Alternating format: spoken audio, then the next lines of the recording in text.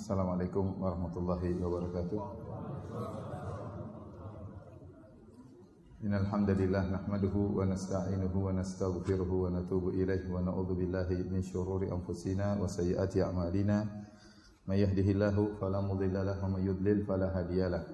Wa asyhadu an la ilaha illallah wahdahu la syarikalah. Wa asyhadu anna Muhammadan abduhu wa rasuluhu la nabiyya ba'dah. Ya ayyuhalladzina amanu taqullaha haqqa tuqatih wa la tamutunna illa wa antum muslimun. Ya ayyuhan nasu taqu rabbakumul ladzi khalaqakum min nafsin wahidah wa khalaqa minha zawjaha wa batha minhuma rijalan katsiran wa nisaa'a. Wattaqullaha alladzi tasaaluna bihi wal arham innallaha kana 'alaikum raqiba. Ya ayyuhalladzina amanu taqullaha wa qulu qawlan sadida yuslih lakum a'malakum wa yaghfir lakum dhunubakum. ومن يطع الله ورسوله فقد فاز فوزا عظيما أما بعد فإن أصدق الحديث كتاب الله وخير الهدى هدى محمد صلى الله عليه وسلم وشر الأمور محدثاتها وكل محدثة بدعة وكل بدعة ضلالة وكل ضلالة في النار. Hadirin dan hadirat yang dirahmati oleh Allah Subhanahu wa taala. Alhamdulillah pada kesempatan kali ini Allah masih memberikan kita kesempatan untuk bertemu dalam rangka untuk saling menasihati, dalam rangka mencari keridhaan Allah Subhanahu wa taala. Semoga pertemuan kita diberkahi oleh Allah Subhanahu wa taala. Salawat dan salam tercurahkan selalu kepada junjungan kita Nabi Muhammad sallallahu alaihi wasallam dan juga kepada keluarganya serta seluruh sahabat beliau tanpa terkecuali. Pada kesempatan kali ini kita akan bahas tentang fikih yang berkaitan dengan medsos, dengan para pengguna HP ya. Karena saya rasa ini di antara perkara yang semua orang ya perlu untuk mengetahuinya ya. Siapapun di antara kita ya pasti punya HP dan pasti bermain medsos ya. Dan semua melakukannya ya. Laki-laki, perempuan, anak muda, kakek-kakek, nenek-nenek ya. Bahkan anak-anak juga punya Instagram kadang-kadang. Ya, hampir semua orang terjebak dengan yang namanya HP dan medsos ya. Maka insyaallah pada kesempatan kali ini kita akan menyampaikan sedikit fikih yang berkaitan dengan HP atau medsos agar kita lebih berhati-hati. Karena kalau kita salah menggunakan media tersebut, maka bisa mendatangkan bencana yang besar bagi kita.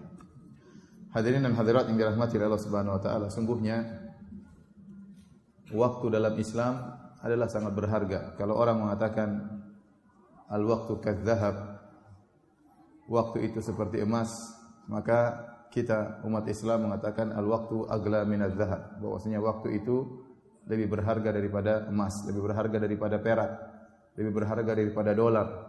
Sungguhnya harta itu datang dan pergi. Harta meninggalkan kita dan dia akan datang lagi sebagaimana yang kita ketahui. Adapun waktu jika sudah pergi maka tidak akan kembali lagi. Waktu yang itu sudah pergi maka tidak akan pernah kembali lagi. Oleh karenanya dalam Al-Qur'an banyak sekali Allah bersumpah dengan waktu. Di antaranya wal 'asr, demi masa, demi waktu. Bisa diartikan demi masa secara umum, bisa diartikan demi waktu asar. Intinya bersumpah dengan waktu. Apakah waktu secara umum atau waktu asar? Demikian juga sumpah-sumpah yang lainnya, wadduha, demi waktu duha, itu juga waktu. Wal laili, demi malam, wan nahari, demi siang, ya. Allah banyak bersumpah dengan waktu. Karena waktu itu perkara yang penting dalam Islam. Oleh karenanya kata Allah Subhanahu wa taala, "Wa huwal ladzi ja'ala al-laila wan nahara khilfatan liman arada ay yadhakkara aw arada syukura." Dan dialah yang menjadikan malam dan siang silih berganti ya bagi orang yang hendak ya mengingat, mengambil pelajaran atau untuk bersyukur kepada Allah Subhanahu wa taala. Jadi waktu itu dijadikan oleh Allah agar kita bersyukur, agar kita mengambil pelajaran, agar kita mengingat Allah Subhanahu wa taala.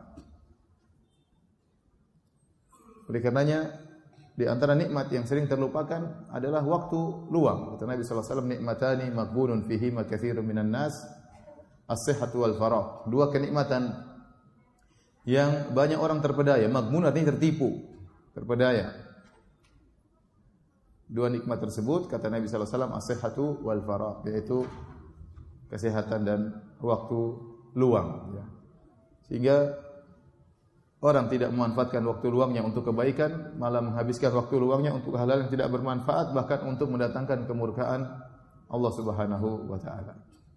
Kalau kita lihat bagaimana para salaf dahulu, mereka benar-benar perhatian terhadap waktu, terhadap umur, karena waktu adalah umur. Sebagaimana perkataan Hasan Al-Basri rahimahullahu taala, dia berkata, "Ya ibn Adam, innama anta ayyam, fa idza dhahaba ba'dhuha dhahaba ba'dhuk, wa idza dhahaba ba'dhuka yushiku an yadhhaba kulluk." Kata Hasan Al-Basri, "Wahai anak-anak Adam, sungguhnya engkau adalah kumpulan hari-hari. Umurmu adalah kumpulan hari-hari. Fa idza dhahaba ba'dhuha, kalau sebagian hari telah pergi darimu, berarti dhahaba ba'dhuk, berarti sebagian umurmu telah pergi. Sebagian dari dirimu telah pergi. Wa idza dhahaba ba'dhuk, dan telah jika sebagian darimu telah pergi, yushiku an yadhhaba kulluk, maka dikhawatirkan akan hilang seluruhnya darimu." Jadi jika hari-hari semakin bertambah, hari-hari semakin pergi, berarti semakin berkurang usia kita. Karenanya Ibnu Mas'ud radhiyallahu ta'ala anhu pernah berkata, "Ma nadimtu ala syai'in nadamati ala yaumin gharabat syamsuhu naqasa fihi ajali wa lam yazdad fihi amali." Tidak pernah aku menyesal terhadap sesuatu seperti penyesalanku terhadap hari yang terbenam mataharinya pada hari tersebut, ajalku berkurang, umurku semakin sedikit, sementara amalku tidak bertambah. Itu hari yang paling aku sesali. Kata Ibnu Mas'ud radhiyallahu ta'ala. Ini menunjukkan perhatian beliau terhadap waktu. Tidak ingin waktu hilang sia-sia. Waktu berkurang, ajal semakin mendekat. Umur semakin habis, sementara amal tidak bertambah. Maka dia berkata, "Inilah ubghidur rajula arahu farighan la fi umri dunyahu wa la fi umri ukhrahu." Aku sangat benci melihat seorang dalam kondisi kosong, tidak ada kegiatan, tidak sedang dalam kegiatan dunia yang bermanfaat atau tidak dalam kegiatan akhiratnya yang bermanfaat. Hanya buang-buang waktu. Hanya buang-buang waktu. Demikian juga para ulama, mereka begitu benar-benar memperhatikan waktu. Sampai-sampai disebutkan bagaimana Syekh Abdurrahman bin Nasir As-Sa'di rahimahullahu taala, kalau beliau melihat orang-orang Arab-Arab sedang berkumpul, kemudian minum kopi, ngobrol-ngobrol, dia mengatakan, seandainya saya bisa beli waktu kalian, saya akan beli waktu kalian.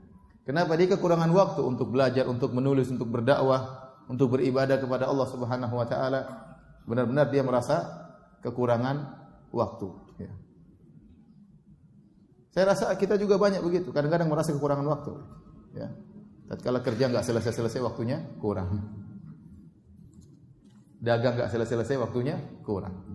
Untuk urusan dunia sering kita merasa kekurangan waktu. Untuk urusan dunia kita sering merasa kekurangan waktu. Nah, yang kita inginkan untuk urusan akhirat, hendaknya kita merasa kekurangan waktu. Sehingga kita bisa benar-benar menjadikan waktu sangat efisien, bermanfaat dalam kehidupan kita. Hadirin dan hadirat yang dirahmati oleh Allah Subhanahu wa taala. Yang sangat menyedihkan jika kita dapati ada orang yang dia tidak peduli dengan waktunya. Dia buang waktunya pada hal-hal yang tidak bermanfaat. Bahkan sebagian orang saking luang waktunya sampai ada istilah membunuh waktu, bingung mau ngapain, ya. Bete di rumah mau ngapain?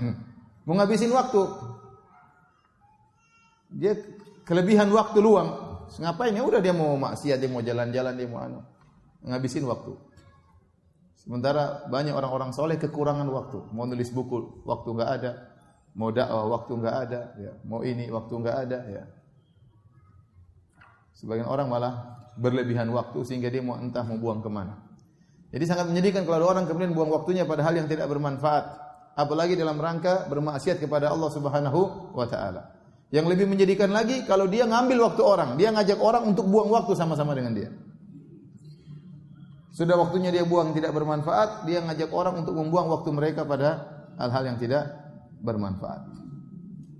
Dan kita di zaman sekarang ini ada perkara yang sangat, ya, yaitu menimpa semua orang adalah, saya katakan, masalah internet dan media sosial dengan berbagai macam bentuknya, dengan Facebooknya, dengan Instagramnya, dengan Twitternya, apalagi Telegramnya, apalagi WhatsAppnya. Siapa yang tidak punya WhatsApp? Coba angkat tangan. Saya kasih hadiah kalau nggak punya WhatsApp. Siapa yang nggak punya WhatsApp? Siapa yang nggak punya HP? Mustahil enggak punya HP. Ada orang HP-nya jadul, ternyata HP smartphone-nya dia sembunyikan. Yang dia tunjukkan HP jadulnya. Si fulan Masya Allah enggak punya HP-nya, saya lihat HP jadul. Enggak Ustaz, itu ada HP smartphone-nya dia sembunyikan. Oh begitu. Jadi maksud saya kagum ada orang zaman sekarang punya HP enggak ada HP smartphone, semuanya HP jadul.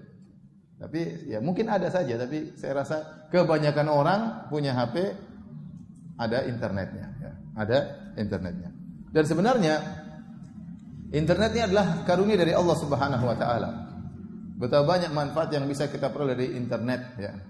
Dengan adanya internet, dengan adanya media sosial, dengan adanya WhatsApp, dengan adanya Twitter, Instagram, kita bisa melakukan banyak kebaikan. Di antaranya mudah kita mengatur waktu, ya. Ya. Bisa mengatur waktu dengan adanya Google, kita bisa kira-kira ke sana berapa jam meskipun kadang-kadang ngawur, ya. Ya. Kita bisa mencari berita-berita yang bermanfaat, bisa mengatur waktu kita. Dengan mudah kita bisa bersilaturahmi dengan saudara-saudara, kerabat-kerabat dari jauh, kita bisa video call, kita bisa telepon. Sekarang mudah semuanya, alhamdulillah. Ya. Dengan internet kita bisa berdakwah, dengan internet kita bisa live, menyampaikan pengajian-pengajian. Kita bisa beri manfaat kepada orang lain. Dengan internet kita bisa jualan online. Ya. Dengan internet kita bisa berhubungan dengan kawan-kawan lama kita. Ya. Sebenarnya banyak manfaatnya bagi yang menggunakannya untuk manfaat. Ya. Tetapi di sisi lain, internet adalah bencana.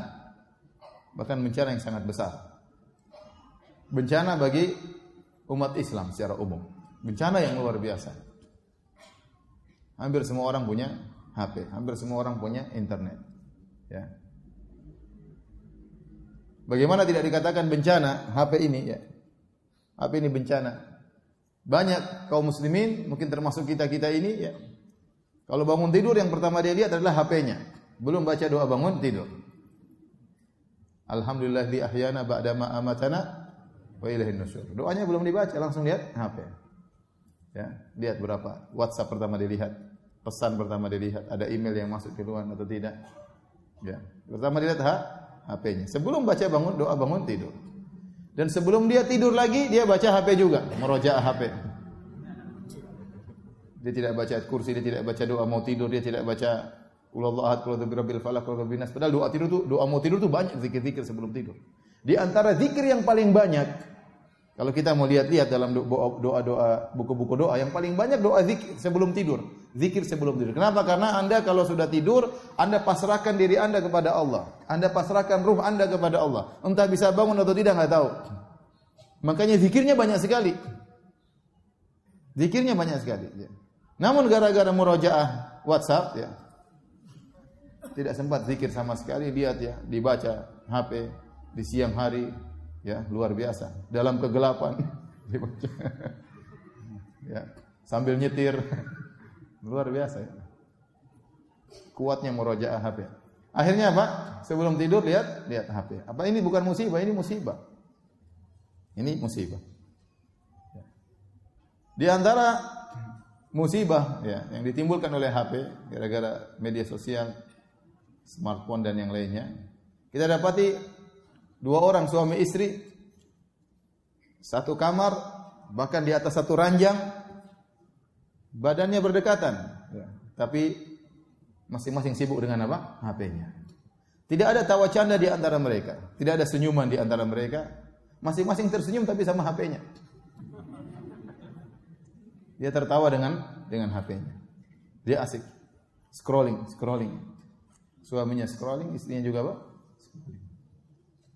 Coba waktu scrollingnya digunakan untuk scrolling kepala istrinya. Masya Allah kan. Jangan gini, ya gini. Iya sekarang. Nanti ketawa-ketawa. Entah berapa maksiat yang dia lihat waktu dia scrolling. Entah berapa banyak maksiat yang lihat waktu dia scrolling. Apa ini bukan musibah? Ini musibah. Musibah. Kemudian musibah kepada anak-anak. Anak dikasih HP. Sudah, anak kalau sudah dikasih HP, main game online lah, game inilah. Anak sekarang, anak SD aja punya Facebook, akun Facebook. Anak SD punya akun Twitter. Sebagai anak punya akun Instagram. Ya Allah. Kalau dapat pegang HP, sudah. Dia sibuk main HP, main game. Jadi anak kecil dari 3 tahun, 4 tahun sudah sibuk main HP. Kalau anak-anak sudah dikasih HP, dia tidak mau dekat dengan orang tuanya. Dia tidak mau dekat. Dia lebih senang dalam dekapan HP daripada dekapan orang tuanya. Orang tuanya alhamdulillah juga kebetulan, alhamdulillah anak saya main HP, jadi saya sibuk sendiri juga main HP. Anak sibuk, saya juga sibuk. Anak nangis langsung kasih HP. Sudah anaknya sudah dikasih HP, diam, menang udah. Orang tua juga menang juga, diam juga, sama-sama sibuk. Ya, ini adalah khianat kepada anak-anak. Anak-anak jauh dari orang tua. Ya, maka kalau ada anak kita sudah idman, sudah kecanduan HP, ambil HP-nya, nangis biarin aja. Kalau Anda ingin sayang kepada anak Anda, kalau Anda ingin anak Anda sayang kepada Anda, kalau anak Anda ingin Anda gendong dia, Abi gendong, Umi gendong, ambil HP-nya. Kalau enggak akan hilang hal tersebut. Dia lebih senang main HP daripada digendong, dipeluk orang tuanya. Ya. Kelezatan kehidupan hilang kalau begitu caranya. Ya, kenikmatan hidup hilang. Maka hati-hati kalau ada anak sudah mulai main HP, ambil HP-nya, paksa, nangis biarin aja. Nangis paling sehari 2 hari, seminggu nangis enggak apa-apa, gratis. Nangis aja enggak apa-apa. Ya. Daripada nanti dia akhirnya rusak, kita yang merusaknya. Betapa banyak anak-anak rusak gara-gara HP. Kemudian betapa banyak maksiat yang kita lihat di HP, laki maupun perempuan. Siapa kalau masuk Instagram tidak melihat hal yang haram? Siapa yang masuk ke Twitter tidak melihat yang haram? Facebook iklan sana sini. Pasti kita melihat hal yang haram. Pasti. Dahulu kita melihat aurat wanita, kita merasa itu berat bagi kita. Orang saleh melihat aurat wanita dia merasa berat. Sekarang jadi terbiasa. Tiap hari dia lihat.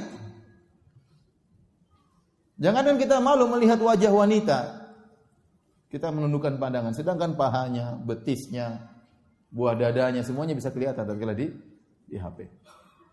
Akhirnya kita terbiasa melihat hal yang haram jadi sesuatu yang biasa. Rasa malu pun hilang dari diri kita. Rasa malu kepada orang lain hilang, rasa malu kita kepada Allah pun hilang. Musibah. Ini menimpa semua orang. Oleh karenanya ini bencana luar biasa HP. Saya sering sampaikan kalau dahulu orang ingin selamat dari maksiat, maka hendaknya dia menetap di rumahnya. Sebagaimana kata Nabi SAW, tatkala seorang bertanya, "Ya Rasulullah, kaifan najat? Ya Rasulullah, bagaimana cara selamat?" Kata Nabi SAW, "Ihfaz lisanak." Jagalah lisanmu, wal yasa' baituk. Hendaknya rumahmu menjadi lapang bagimu. Jadi jangan keluar rumah, di rumah saja. Ya. Kalau zaman dulu tidak keluar rumah selamat. Zaman sekarang orang dalam rumah dia bisa bermaksiat. Kenapa? Karena HP-nya selalu dia bawa. Ya. Jadi betapa banyak bencana yang dilakukan oleh orang dengan adanya media sosial, dengan adanya HP. Kemudian betapa banyak orang gara-gara HP tidak punya adab. Ngobrol sama orang, ya. Sibuk sendiri. Ngobrol sama suami ngomong tidak diperhatikan. Ya Mas, ya. Ya, ntar Mas. Lagi asik dia. Istrinya aja ngobrol juga gitu. Iya sayang. Apa sih sayang? Apa tadi? Enggak punya adab. Sibuk dengan HP. Dengan ustaz pun demikian. Lagi pengajian main HP.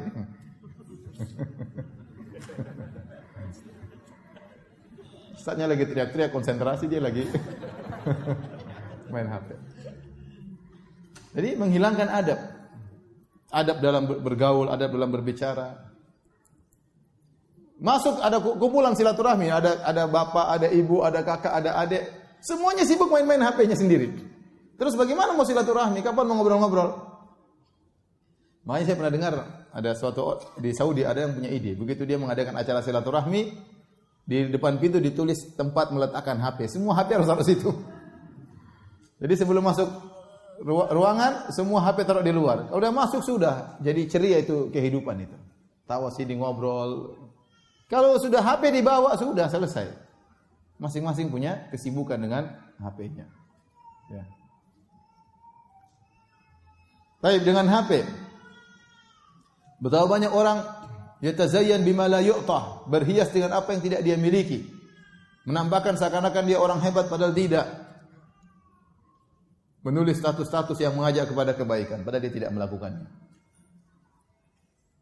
Nulis status-status yang melarang untuk melakukan hal yang haram, padahal dia melakukannya. Menggambarkan kepada orang lain bukan hakikat dirinya. Kata Nabi sallallahu alaihi wasallam, al-mutasyabbi' bima lam yu'ta kalabisi thawbai zur. Seorang yang berhias dengan apa yang tidak dia miliki, seakan-akan dia memakai dua pakaian kedustaan. Dia mendustai dirinya sendiri, dia tahu dia dusta, dan dia dusta kepada orang lain. Dua pakaian kebohongan dia pakai. Betapa banyak orang demikian. Dengan adanya medsos ini, banyak orang ingin tenar. Sekarang orang mau viral gampang, bikin aneh-aneh saja. Ya. Ikut lagu inilah, ikut nyanyi, goyang-goyang lah. Apalagi TikTok, apa orang bilang? Saya itu enggak tahu sampai itu apa itu. TikTok muncul muka-muka kucing-kucing apa itu. Itu apa TikTok ya? Apa sih? Jangan pura-pura enggak tahu ya.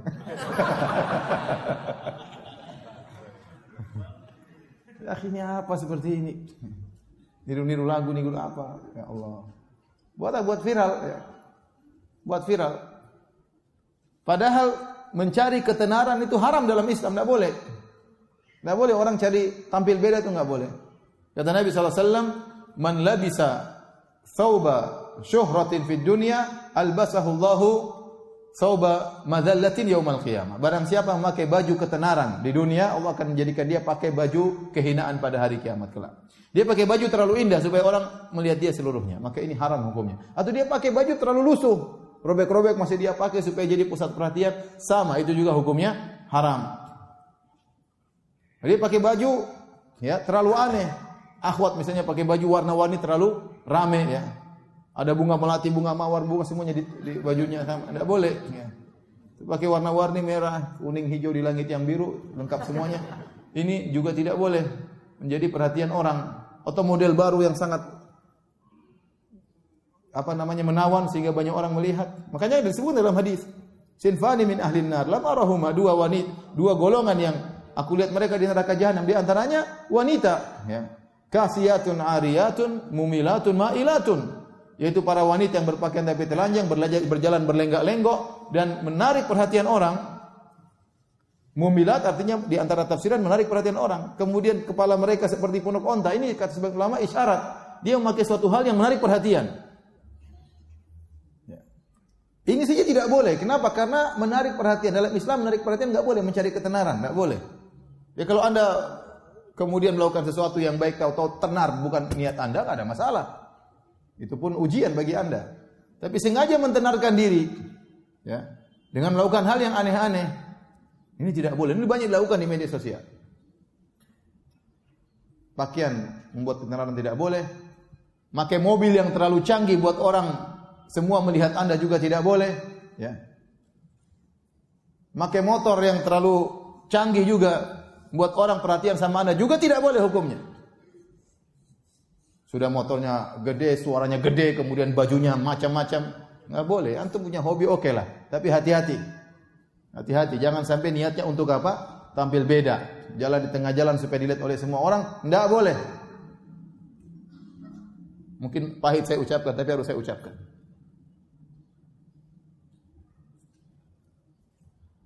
Nah, di media sosial orang banyak seperti itu.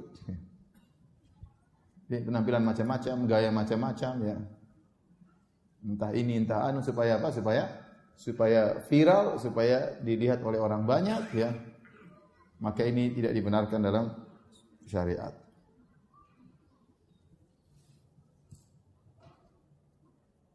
Baik. Hadirin dan hadirat yang dirahmati Allah Subhanahu wa taala. Bahkan musibah medsos ini bukan hanya menimpa orang-orang awam ya. Bahkan menimpa orang-orang yang mulia ya, menimpa orang-orang yang harusnya menjadi teladan, sebagian menuntut ilmu, menimpa sebagian ustaz, menimpa sebagian orang-orang hebat ya.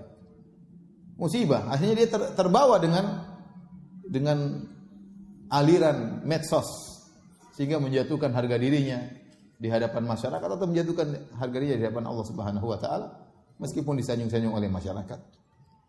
Di antaranya gara-gara medsos ini, ya, orang punya akun Akhirnya dia menceritakan seluruh amal soleh yang dia lakukan. Seluruh dia ceritakan. Bitafasilihi, dengan terperinci. Dia umrah, dia ceritakan, saya sudah sampai sini, kemudian shooting lagi. Saya lagi tawaf nih, shooting lagi. Lagi umrah nih, shooting lagi. Lagi sa'i, shooting. Lagi doa, shooting ya. Semuanya shooting, semua di live kan ya. Maksudnya apa ya? Lagi dakwah ke mana-mana, shooting. Lagi pergi ke orang-orang miskin bersedekah, shooting. Semuanya dia ceritakan, sedekah dia, dakwahnya mungkin ke tempat-tempat yang jauh, ke belantara, dia tunjukkan bagaimana dia sudah sampai ke tempat-tempat yang susah dalam rangka berdakwah. Ya akhi, ngapain ya akhi? Buat apa? Kecuali ada maslahat yang sangat besar. Kalau enggak ya bahaya. Bahaya. Saya bukan cuma itu, keluarganya mau dia ceritakan, nih lagi sama istri nih, kemudian dia live kan.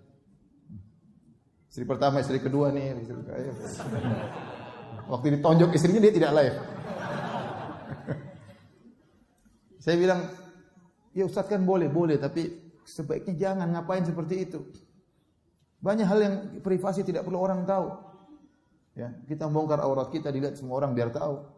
Ya, bagaimana lekuk tubuh istri kita, bagaimana mancungnya hidung istri kita, bagaimana mata istri kita yang begitu lentik. Orang lihat semua akhirnya. Kalau Anda orang awam mungkin apa? Anda ustadz, Anda dai, tidak seharusnya demikian. Semuanya diceritain. Padahal dalam Islam asalnya kita menyembunyikan amal soleh kita. Dalam Sahih Muslim kata Nabi sallallahu alaihi wasallam, "Innallaha yuhibbul 'abda at-taqiyyal ghaniyal khafi." Sungguhnya Allah mencintai seorang hamba yang bertakwa, yang berkecukupan, merasa cukup. Al-khafi yang itu di antaranya menyembunyikan amalannya, tidak ingin kelihatan, tidak ingin tampil. Di antara makna al-khafi tidak ingin tampil, tidak ingin menjadi sorot perhatian. Ya. Sebisa mungkin kita menyembunyikan amal saleh kita. Kata Nabi sallallahu alaihi wasallam, "Man yastata'a minkum an yakuna lahu khabi'un min amalin saleh falyaf'al." Barang siapa di antara kalian yang mampu untuk memiliki amal saleh yang tersembunyi, maka lakukanlah. Amal soleh yang tersembunyi pahalanya lebih besar daripada amal soleh yang dinampakkan.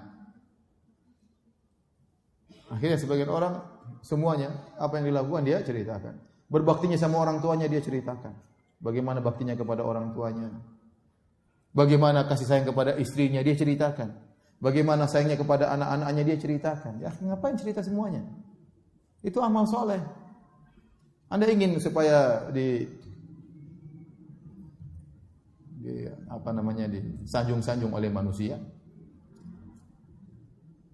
Saya katakan kalau orang awam mungkin, tapi kalau para dai saya rasa tidak seharusnya demikian. Tidak seharusnya demikian dia menampakkan seluruh kegiatan dia. Ya. Mungkin niatnya baik dan kita berharap niat mereka baik, tapi sangat rawan. Saya katakan sangat rawan hal tersebut. Membuka pintu-pintu riya, membuka pintu-pintu ujub, ya. Dan pintu-pintu yang lainnya.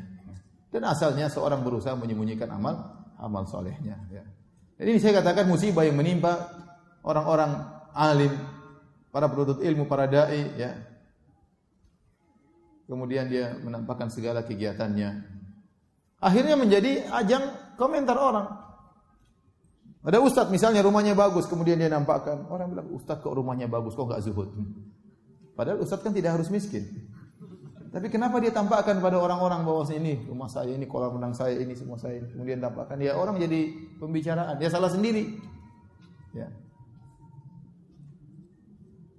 Ada ustadz mungkin naik helikopter, naik jet, kemudian ditampakkan. Ya tidak apa-apa sebenarnya. Cuma kan nanti jadi omongan orang. Ya. Ngapain juga nampakkan naik helikopter, naik jet ya kemana-mana ya. Tidak perlu. Ini saya katakan untuk orang awam mungkin boleh, tapi kalau untuk qudwah yang jadi panutan maka hendaknya menghindar dari hal-hal seperti ini. Tidak semua privasi kita kemudian kita share ya, kepada orang lain ya. Apalagi kita publish dilihat oleh banyak orang. Kemudian akhirnya banyak orang juga demikian ya. Tatkala ada orang muji dia, kemudian dia nukil pujiannya di statusnya. Dipuji oleh si fulan, dipuji oleh si fulan. Maksudnya apa nukil pujian orang? Maksudnya apa Anda nukil pujian orang, taruh di wall Anda, taruh di status Anda? Buat apa? Sebenarnya dia terjebak dengan aliran medsos. Orang-orang awam seperti itu, dia pun ikut-ikutan. Akhirnya menukil pujian-pujian orang tentang dirinya, dia nukilkan. Padahal kata Nabi SAW, "Idza ra'aitumul maddahin, fahsu ala wujuhihim turab." Kata Nabi SAW, kalau engkau melihat orang-orang yang suka muji-muji, maka lemparkanlah pasir di wajah mereka. Bukan malah dinukil pujiannya. Dia terpedaya. Bangga, pengikut sudah sekian. Sudah ratusan ribu, sudah 1 juta pengikut, sudah 10 juta pengikut. Ya akhi, apa? Memang kalau pengikut banyak berarti Anda kedudukannya di sisi Allah tinggi? Tidak ada hubungannya. Tidak ada hubungan jumlah yang banyak menunjukkan kebenaran, tidak ada hubungannya. Kata Nabi, "Ruba as'ad akbar, madfu'un bil abwab, law aqsama Allah la abarrahu." Betapa banyak orang rambutnya semerawut penuh dengan debu, kalau dia bertamu ditolak, tidak ada yang hormati dia. Tapi kalau dia bersumpah atas nama Allah, Allah akan penuhi sumpahnya. Tidak ada hubungan yang pengikut banyak, kemudian yang hadir banyak, bangga taruh alhamdulillah yang hadir sekian puluh ribu. Buat apa ya? Kita bangga-banggakan hal tersebut. Kalau orang yang muji, biarinlah orang. Dan Anda jangan terpedaya dengan pujian mereka. Tapi Anda memuji diri Anda sendiri. Alhamdulillah dengan berkat Allah yang hadir sekian. Berkat Allah. Ini niatnya apa sebut-sebut seperti itu? Saya tidak berbicara tentang orang awam, saya bicara tentang para asatidzah, para dai, para panutan yang harus benar-benar detail tentang memperhatikan masalah niat mereka. Dan saya berbicara demikian bukan berarti saya bersih dari itu semua. Saya juga takut akan hal tersebut. Saya juga mungkin terjebak dalam hal tersebut. Maka saya ingatkan diri saya sebelum saya ingatkan orang lain. Jangan terpedaya dengan pujian, jangan terpedaya dengan jumlah yang banyak. Seorang ulama berkata, 2 orang yang hadir dalam pengajian, kalau seorang dai tersebut ikhlas lebih baik daripada 2 followers, 2 juta followers. Ternyata dia tidak ikhlas dengan Twitternya, dengan tweet-tweetnya, dengan kecauannya. Ya, dia bikin tweet yang retweet misalnya 1 juta, ternyata niatnya tidak tulus, nggak ada faedahnya. Masuk surga tidak harus tenar. Ketenaran itu adalah ujian yang sangat berat. Kalau Anda bisa masuk surga tanpa harus tenar, maka itu yang terbaik. Kalau Anda bisa masuk surga tanpa harus tampil, maka itu yang terbaik. Cuma kita dai harus tampil, kalau nggak tampil repot nanti.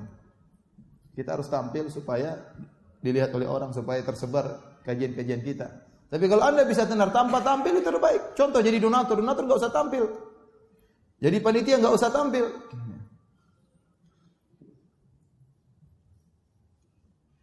Kalau bisa nggak tampil lebih baik, lebih selamat. Apa kata sebagian ulama? Ahrazul amalai minasyaitan al-amalu sir. Amal yang paling selamat dari gangguan syaitan adalah amal yang tersembunyi. Amal yang tersembunyi.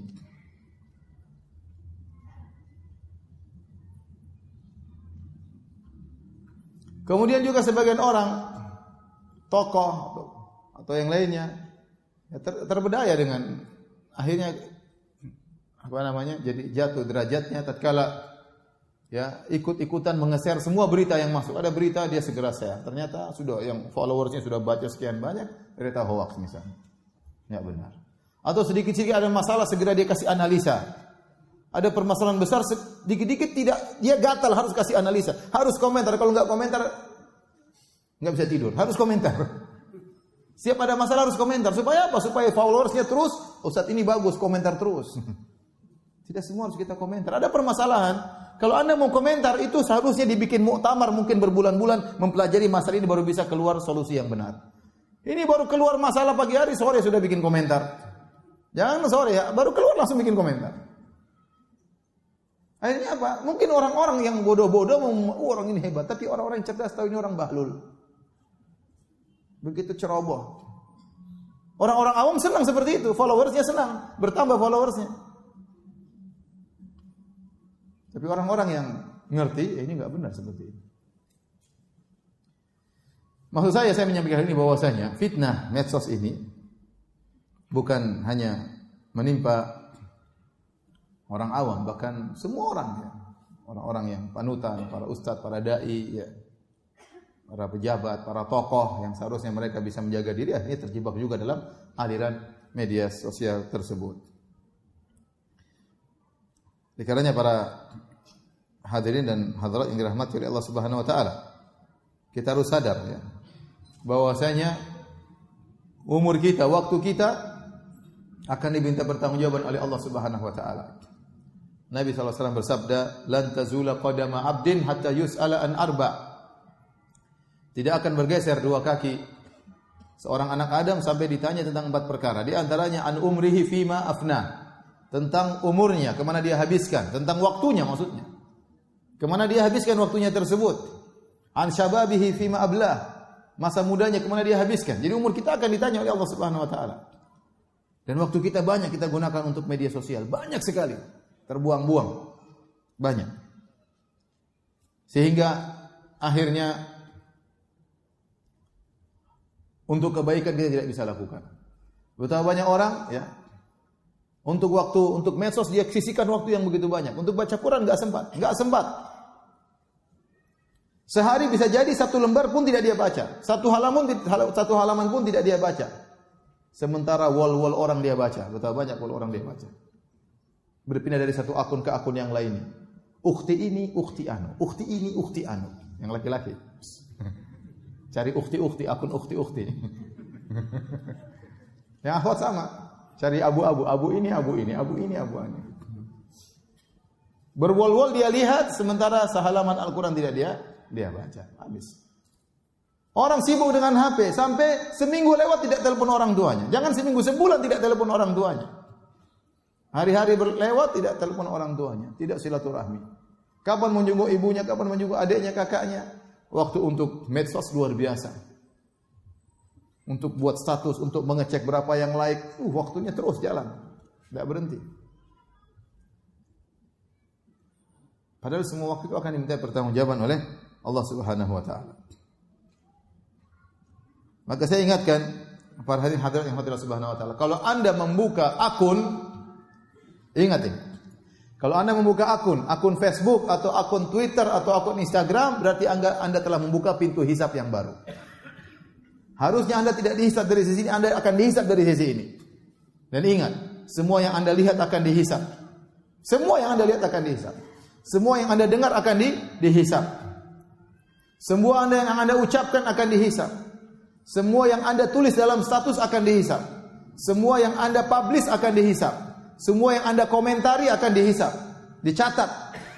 Meskipun komentarnya sudah Anda hapus, akan tetap tercatat di Lauhil Mahfuz. Tercatat di catatan malaikat.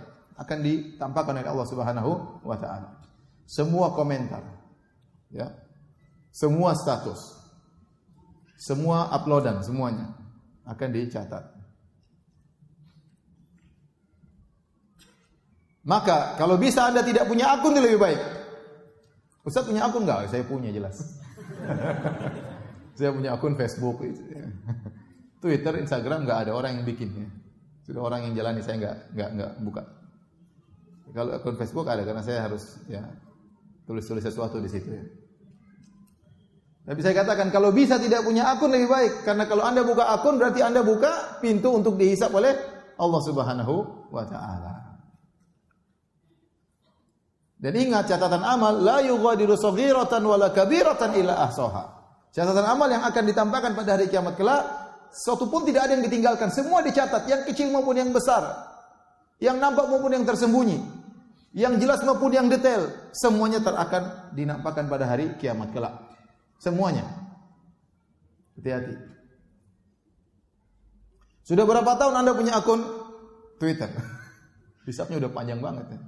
Orang aja punya Twitter 1 bulan sudah berapa banyak hisab yang akan dia dihisab oleh Allah Subhanahu wa taala. Ini Instagram ya, betapa banyak hisab akan dihisab oleh Allah Subhanahu wa taala.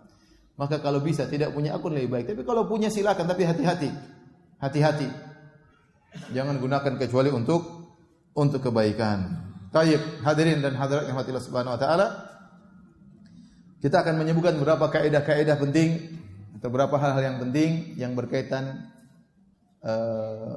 tentang medsos yang hendaknya diperhatikan para pengguna medsos, para pemilik akun, para pemilik WA, para anggota grup-grup WA ya. Hendaknya memperhatikan hal-hal berikut ini, ya. Para pengguna internet secara umum.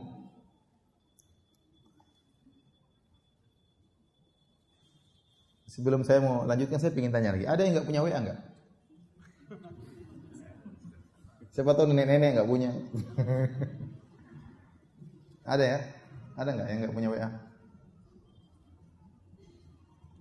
Semuanya punya. Ada yang nggak punya HP? Lebih parah lagi. Semuanya punya. La haula wala quwwata illa billah. Baik, kita lanjutkan. Berapa hal penting yang harus kita ketahui? Yang pertama, ada kaidah namanya innamal a'malu binniyat. Amalan tergantung niat. Anda menggunakan HP, membuka akun, ya, membuka Twitter, Instagram, niatnya apa? Kalau karena Allah Subhanahu wa taala, mudah-mudahan diberi pahala oleh Allah Subhanahu wa taala. Kalau Anda masuk internet, Anda berusaha mencari pelajaran-pelajaran yang baik, Anda berusaha untuk mencari video-video YouTube yang bermanfaat, maka mudah-mudahan dapat pahala. Dapat atau tidak dapat pahala. Karena Anda sudah berniat dengan niat yang baik untuk mencari kebaikan dari anugerah yang Allah berikan tersebut, kecanggihan teknologi, yaitu internet. Tapi kalau sebaliknya niat Anda adalah buruk, untuk mengadu domba di antara orang lain, untuk menyebarkan kerusakan, untuk melihat hal-hal yang haram, ya, maka berhasil atau tidak berhasil, Anda akan mendapatkan dosa. Berhasil atau tidak berhasil, Anda akan mendapatkan dosa. Kata Nabi sallallahu alaihi wasallam, ya, mengenai hal ini.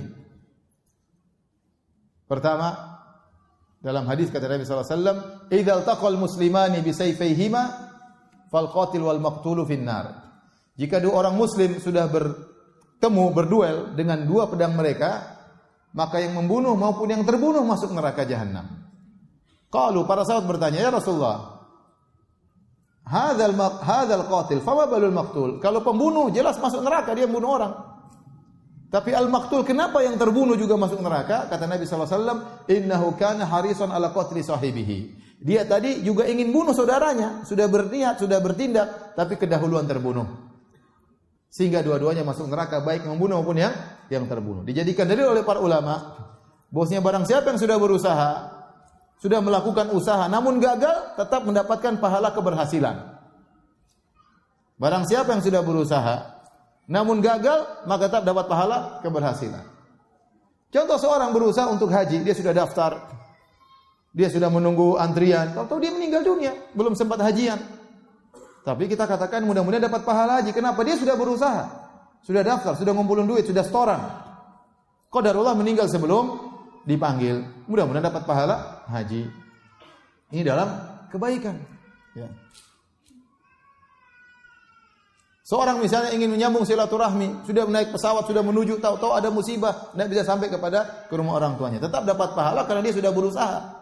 Dia sudah berusaha, sudah berjalan menuju ke rumah orang tuanya, namun gagal di tengah jalan, entah bannya pecah atau yang lainnya, sehingga tidak bisa sampai, tetap dapat pahala silaturahmi. Sebagian sahabat tidak bisa berjihad. Kenapa? Karena mereka sakit. Tinggal di Madinah, tidak bisa keluar. Maka Nabi berjalan bersama para sahabat yang berjihad. Kata Nabi SAW, "Inna bil Madinah la rijalan. Masirtum masiran, wala qata'tum wadiyan illa kanu ma'akum. Habasahumul udhur." Kata Nabi sallallahu alaihi wasallam, sungguhnya di Madinah ada beberapa orang, tidaklah kalian berjalan, tidaklah kalian menempuh lembah kecuali mereka bersama kalian. Kok bisa ya Rasulullah? Padahal mereka di Madinah. Wa hum bil Madinah, mereka di Madinah. Kata Nabi, benar. Habasahumul udhur, karena mereka terhalang dengan udhur. Mereka sudah berusaha namun tidak bisa, sakit. Tetap diberikan pahala seperti pahala berjihad. Ini dalam kebaikan, dalam kemaksiatan juga demikian. Ya. Ada orang ingin mencuri, tahu-tahu dia naik tangga, ingin manjat, tahu-tahu ketahuan, saya mau ngapain? Ya udah, ketahuan. Tetap dapat pahala mencuri, meskipun tidak berhasil. Kenapa? Dia sudah berusaha. Dia sudah berusaha. Seperti ada anekdot, ada orang naik mau curi kedondong, naik pohon kedondong, tahu-tahu dia mau ngambil kedondong, ketahuan sama orang, yang ngapain kamu? Anu Mbak, cari layangan. Buat apa layangan? Buat rujak. Ketahuan. Jadi kalau sudah niat buruk dan sudah berusaha namun tidak berhasil tetap dicatat sebagai pahala berhasil. Seorang yang misalnya masuk di internet, ingin melihat hal-hal yang haram, dia buka ini ternyata terblokir, sama saja seakan-akan dia sudah melihat hal yang haram meskipun dia tidak berhasil melihatnya. Seorang masuk, dia mencari-cari kesalahan saudaranya. Dia cari nih, buka wallnya, dia buka akunnya, dia cari-cari kesalahannya. Tidak dapat kesalahan, tetap dapat pahala mencari kesalahan. Kenapa? Dia sudah berusaha, namun tidak berhasil. Tetap mendapatkan pahala mencari kesalahan. Oleh karenanya ini kaidah yang penting, hati-hati tatkala bermuamalah dengan internet, dengan website, dengan yang lainnya, maka hati-hati. Kemudian yang kedua, para hadirin hadirat yang dirahmati Allah Subhanahu wa taala, kaidah berikutnya, niat yang baik tidak cukup. Harus sesuai dengan sunnah Nabi sallallahu alaihi wasallam, harus sesuai dengan syariat. Betapa banyak orang yang niatnya baik tapi ternyata melakukan kerusakan. Contoh, ada orang datang kabar di WhatsApp kemudian tentang hadis ini, ternyata disebarin, ternyata hadisnya palsu. Dia tidak cek terlebih dahulu. Dia ikut kena. Kenapa Anda tidak cek? Niat saya baik, niatnya baik tapi tidak benar. Ada ceramah-ceramah yang ngawur, dia ikut sebarkan, tidak boleh. Tidak boleh. Berarti dia ikut menyebarkan kesesatan. Niat saya baik Ustaz, niatnya baik tapi kamu salah, tidak boleh. Niat baik tidak cukup. Ada berita begitu datang langsung asal share saja, tidak boleh asal share. Ternyata beritanya hoax, ikut menyebarkan kedustaan, hati-hati, tidak boleh. Nanti perlu lagi klarifikasi lagi. Repot. Terkadang orang sudah nyebarin sesuatu tidak mau klarifikasi, malu klarifikasi. Tidak semua harusnya kita sebarin. Ya. Ada berita-berita yang menakutkan kaum muslimin, menimbulkan kekhawatiran, ikut sebarin. Enggak boleh, hati-hati. Ternyata tidak benar. Kalaupun benar harus dicek maslahat atau tidak. Jadi jangan cuma sekedar niatnya baik, kemudian kita berdalil dengan niat yang baik, kita melakukan apa yang kita lakukan. Tidak boleh sembarang share. Ada cerita-cerita ngawur, cerita yang tidak hakikat, cuma karangan orang. Datang kemudian dia ikut sebarin. Tidak boleh, niatnya baik pun tidak boleh. Niat baik tidak cukup, harus sesuai dengan syariat.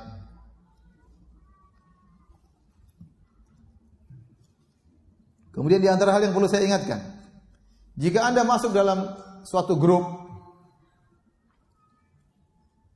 WA atau grup yang lainnya, ya, maka hati-hati ya. Anda berarti dalam suatu majelis, namanya majelis grup. Ya. Kalau ternyata dalam majelis tersebut, dalam grup tersebut, ada kemungkaran, maka Anda harus bisa mengingkari. Ada ghibah di situ, Anda harus mengingkari. Ada namimah di situ, Anda harus mengingkari. Ada orang nyebarin foto-foto cewek, Anda harus ingkari, enggak boleh. Terbuka auratnya. Ya, enggak boleh. Ada orang menjatuhkan harga diri orang di situ, Anda harus ingkari. Kalau Anda tidak bisa ingkari, left. Kalau enggak, berarti Anda ikut mendengarkan majelis ghibah. Ya. Paham? Kalau grup tersebut ternyata mendatangkan kemudaratan, tinggalkan grup tersebut. Karena Allah Subhanahu wa ta'ala. Tinggalkan.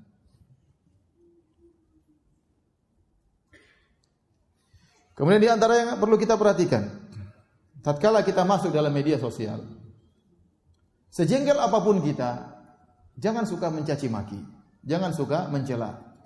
Al-mu'min laisa bi-ta'an, ya, seorang muslim itu bukan mukmin, bukan orang suka mencela, suka mencaci. Mungkin kita lihat kemungkaran, tapi jangan kita hiasi wall kita dengan cacian, komentar kita dengan cacian. Ini sangat buruk ini. Banyak orang semangat sunnah tapi tidak beradab. Mencaci maki, apa faedahnya mencaci maki? Jauhi perdebatan dalam media sosial, masuk dalam grup debat, ngapain? Ya. Kemudian dalam Facebook debat, ya, di komentar debat-debatan paling banyak seperti itu. Ya. Ada berita di bawahnya komentar debat-debat toh, ya. Debat-debat tidak ada manfaatnya, tidak memberikan orang dapat hidayah, dan juga dia hanya menghabiskan waktu. Debat sama orang, debat luar biasa dengan Abu Fulan. Ternyata Abu Fulan tersebut bencong. Ngapain debat itu? Dia enggak tahu ya Abu Fulan ini siapa. Mungkin anak SD, sementara dia mungkin sudah kerja. Ngapain ngabisin waktu debat sama anak SD? Ngapain? Ini tukang minum khamr kita layani. Ngapain? Ya enggak usah. Ngapain? Enggak ada manfaatnya. Udah sampaikan kebenaran, enggak usah. Enggak usah. Debat-debat itu hanya habisin waktu. Kita tidak tahu siapa lawan bicara kita. Dan saya ingatkan bahwasanya dalam Islam tulisan hukumnya sama dengan ucapan. Tulisan hukumnya sama dengan ucapan. Hanya saja di media sosial kita lebih berani menulis. Berbeda kalau berhadapan langsung. Orang kalau berhadapan langsung ngomong kan mikir-mikir atau tidak? Mikir-mikir. Di depan dia badannya gede, badannya besar, kekar, dia ngomong juga hati-hati. Tapi kalau di media sosial tidak saling melihat, sudah caci maki, ngomong, asal nge-share akan bicara, orang lebih berani untuk berbicara di media sosial karena tidak berhadap-hadapan. Maka hati-hati, dalam Islam tulisan hukumnya sama dengan ucapan. Kalau Anda berhati-hati dalam berucap, maka Anda lebih berhati-hati juga dalam menulis. Ya. Ma yalfidhu min qaulin illa ladaihi raqibun atid. Tidak satu lafal pun yang terucap kecuali ada malaikat raqib atid mencatatnya. Maka saya katakan demikian pula, tidak satu tulisan yang tertulis kecuali ada malaikat raqib atid mencatatnya. Hati-hati. Kata Nabi SAW, innal abda la yatakallamu bil kalimati min sakhatin nas min sakhatillah la yulqi laha balan yahwi biha fi nari jahannam atau kama qala Nabi SAW. Sungguhnya seorang mengucapkan satu kalimat yang mendatangkan kemurkaan Allah dan dia tidak peduli dengan kalimat tersebut, membuat dia tenggelam dalam neraka jahannam. Maka saya katakan demikian pula. Bisa jadi seorang menulis satu tulisan, bisa jadi seorang berkomentar dengan satu komentar dan dia tidak pedulikan komentar tersebut, dampak baik atau buruknya tidak peduli. Pokoknya yang dia lepaskan dalam hatinya, ternyata membuat dia terjerumus dalam neraka jahannam. Hati-hati. Maka bukan berarti Anda di media sosial tidak tahu lawan Anda bebas-bebas untuk berkomentar, bebas-bebas untuk mencaci maki. Sungguhnya tulisan sama dengan ucapan dalam Islam. Sama-sama tercatat di sisi para malaikat dan akan diminta pertanggungjawaban oleh Allah pada hari kiamat. Baik. Di antara hal yang harus Anda perhatikan, tidak semua kenikmatan yang Anda dapatkan Anda publish di medsos. Lagi jalan-jalan sama suami naik puncak gunung, kemudian selfie, kemudian masukkan ke Facebook. Bahkan menjadi picture. Di situ ditulis itu gambar lagi dia puncak gunung sama suami. Ya. Tidak semua kenikmatan Anda share. Tidak semua ibadah Anda share. Tidak semua privasi Anda share. Jangan. Lagi jalan-jalan tidak semuanya kita share. Lagi sama keluarga, lagi senang-senang. Kasihan ada orang-orang yang tidak kuat melihat kebahagiaan kita. Ada orang-orang yang miskin, kita makan di restoran mewah kemudian kita share, notanya kita foto sekian juta. Akhirnya nanti banyak orang yang melihat, jadi risih melihatnya. Kemudian kita masuk di hotel yang mewah, kemudian kita foto lagi di depan hotel, kemudian masukkan di Instagram, tidak semua, kecuali mungkin anggotanya terbatas. Terbatas, teman-teman dekat tidak ada masalah. Tapi kalau terbuka dilihat oleh banyak orang, ini tidak baik. Tidak baik. Buat orang hasad, membuat orang sedih. Membuat orang hasad, buat orang apa? Sedih. Kalau dia tidak hasad, dia sedih. Waduh, itu orang, saya kok kapan bisa begitu? Sedih dia. Dia tidak hasad sama Anda, tapi dia sedih melihat kondisi dia. Akhirnya tidak bersyukur kepada Allah Subhanahu wa taala. Tadinya dia mesra sama suaminya. Suaminya kemampuannya hanya cuma jalan di Tugu Monas. Sementara suami orang lain bawa sampai ke luar negeri, akhirnya dia mulai benci sama suaminya. Dari dulu Tugu Monas terus. Kapan saya dibawa ke luar negeri? Padahal sebelumnya tidak pernah menuntut. Dia qanaah dengan pemberian suaminya. Gara-gara melihat anti yang mempublish, men-share kebaikan suami anti di media sosial, akhirnya dia pun mulai jengkel sama suaminya. Mulai dia tertarik sama suami anti. Hati-hati. Saya katakan, tidak semua kebahagiaan, kenikmatan kita share. Kasihan ada orang yang hasad, ada orang yang tidak hasad tapi dia sedih jadinya. Melihat kebahagiaan yang kita rasakan. Contoh sederhana, kita lagi ngobrol misalnya para suami. Ngobrol-ngobrol. Tahu-tahu ada seorang suami ngobrol tentang istrinya. Masya Allah istri saya itu kalau bangun tidur langsung dia pijit saya. Kalau bangun tidur langsung dia pokoknya gini langsung siapin teh, langsung kue. Saya belum bangun sudah tersedia. Suami yang lain, waduh istri saya kok enggak begitu ya. Pulang-pulang dia ngamuk sama istrinya. Padahal tadinya dia bahagia, enjoy saja. Gara-gara apa? Karena ini satu orang nge-share kebahagiaan dia tidak pada tempatnya. Dia tidak hasad, tapi dia akhirnya tidak bersyukur, akhirnya dia marah sama istrinya. Padahal sebelumnya dia enjoy, happy aja. Ya. Makanya tidak semua kebahagiaan kemudian kita share terhadap di media sosial. Kemudian yang saya perlu ingatkan lagi, jangan berkeluh kesah di medsos. Sebagian orang ada masalah sedikit ganti status. Ada masalah sedikit ganti status di WhatsApp, di grup WhatsApp semua orang lihat. Statusnya ganti, lagi diomelin suami, ganti status. Lagi diomelin istri, ganti status.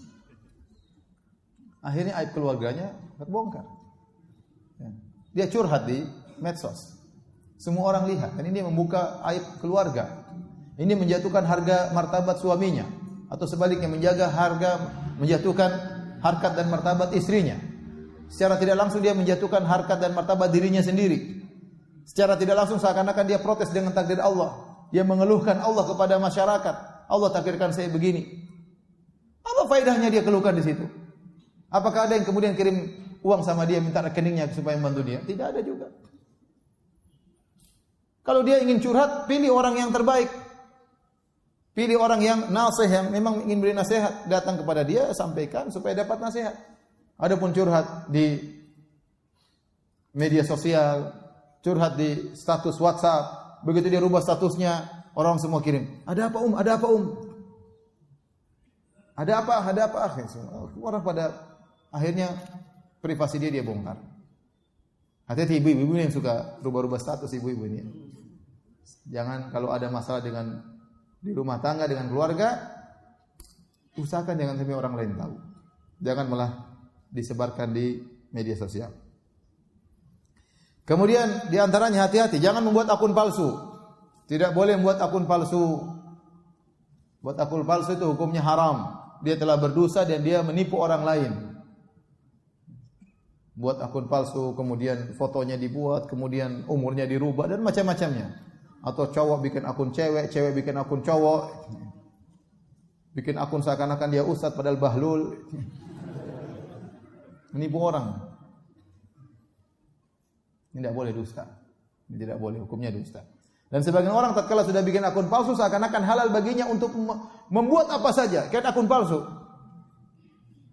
Mau bicara ini, mau bicara bohong ini, mau gibah, mau namimah, terserah. Minta akun palsu. Tidak merubah hakikat, tetap saja Anda yang menulis, Anda yang akan dihisab oleh Allah Subhanahu wa taala. Kemudian hati-hati ikhwan dan akhwat yang dirahmati oleh Allah Subhanahu wa taala. Kalau Anda sudah masuk di media sosial, di Facebook atau Twitter, ya. Jangan juga habiskan waktu Anda untuk melihat akun-akun orang, ya. Anda tidak akan luput dari hal yang haram, melihat hal yang haram. Karena kita tidak tahu lihat akun orang-orang ini taruh apa di wall-nya. Taruh gambar ini, taruh gambar taruh macam-macam, taruh istrinya yang sedang terbuka auratnya, taruh cewek-cewek, taruh macam-macam. Akhirnya kita sibuk melihat wall orang lain, ya. Akhirnya aurat orang terlihat bagi kita. Kita alhamdulillah bersyukur kepada Allah. Kalau aib orang lain tidak kita lihat, Anda bersyukur kepada Allah. Tidak melihat aib orang lain. Hati lebih selamat, hati lebih bahagia tidak tahu aib orang lain. Makanya kalau ada orang datang sama kita, tahu enggak si fulana? Sudah enggak usah cerita. Hati lebih tenteram. Ada ikhwan datang kepada kita, Ustaz, kalau saya sering dengar gitu ada masalah harus saya selesaikan. Sebenarnya saya tidak mau dengar, tapi terkadang harus saya dengar. Hati ini jadi gelisah akhirnya. Ada yang lapor, Ustaz tadi gini-gini gimana masalahnya? Jadi pusing lagi. Seandainya saya tidak tahu, saya lebih tenteram, saya lebih bahagia, lebih konsen belajar, lebih konsen baca Quran, lebih konsen sama keluarga dan anak-anak. Maka sebisa mungkin Anda tidak mendengar aib orang lain, lakukan. Itu lebih bersih dari bagi hati Anda. Nah, jangan lagi Anda cari-cari aib orang, masuk ke akun-akun orang kemudian lihat-lihat aibnya. Oh begini aja, masih jangan. Kecuali ada maslahat yang sangat luar biasa, itu kawan ingin Anda nasihati, mungkin. Hanya sekedar ingin tahu, hanya sekedar ingin melacak, jangan. Ya.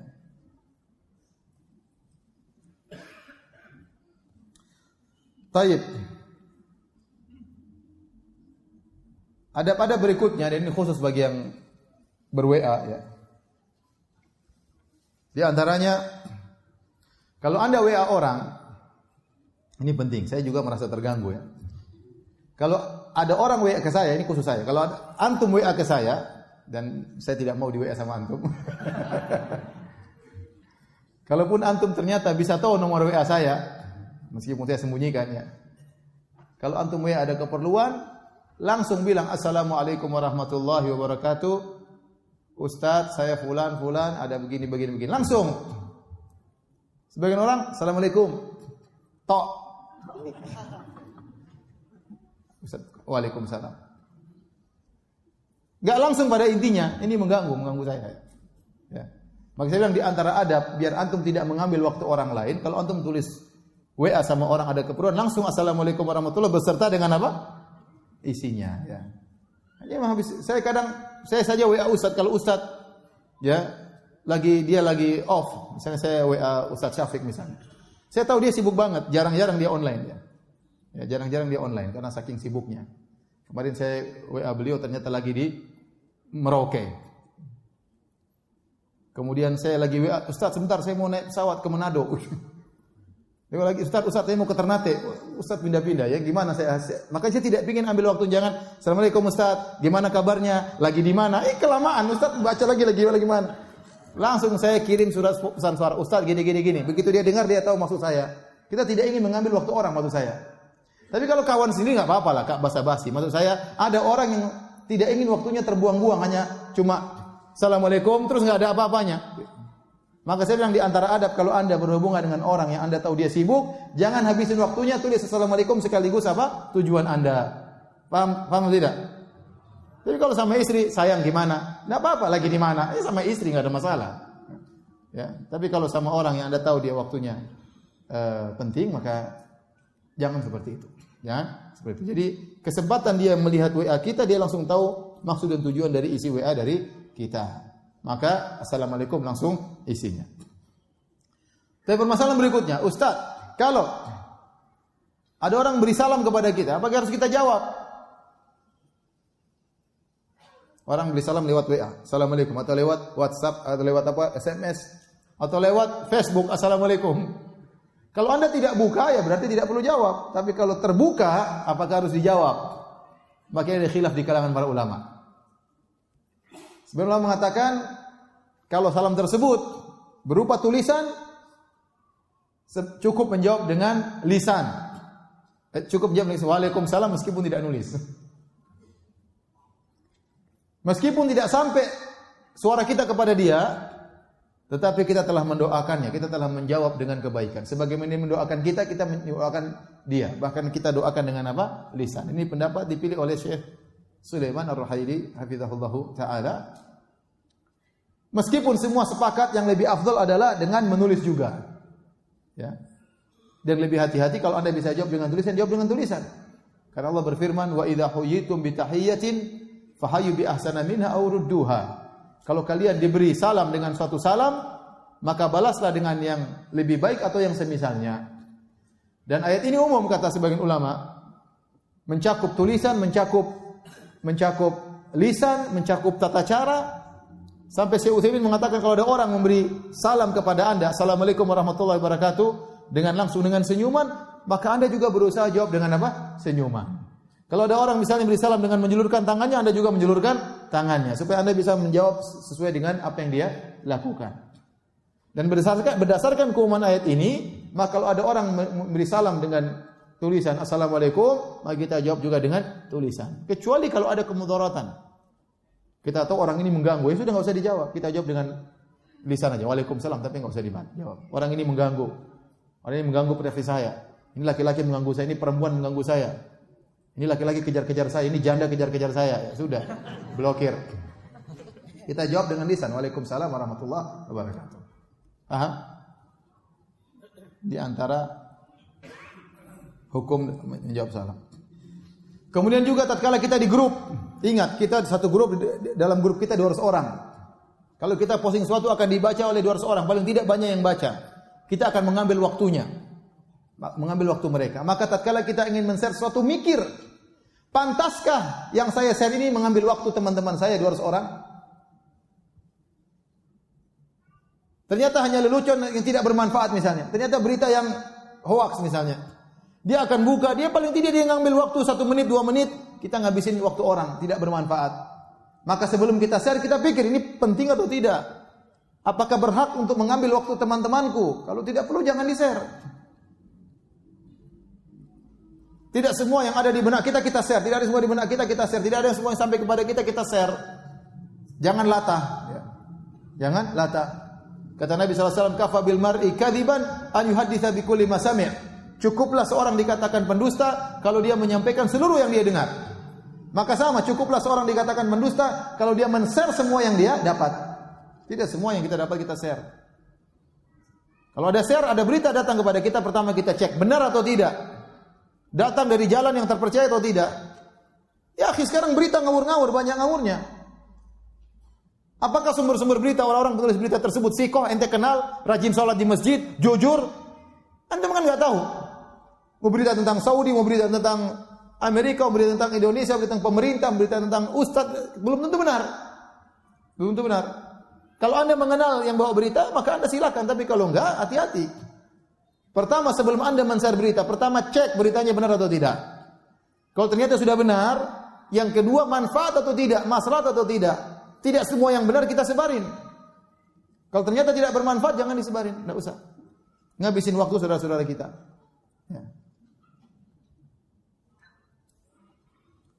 Baik, yang berikutnya kalau Anda men-share berita, link, langsung tulis judulnya, jangan linknya doang, orang jadi penasaran.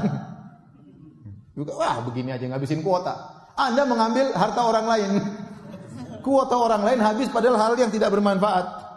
Maka kalau Anda nge-share link, langsung judulnya. Ini cerita tentang ini loh, selek langsung linknya. Jangan bikin orang penasaran.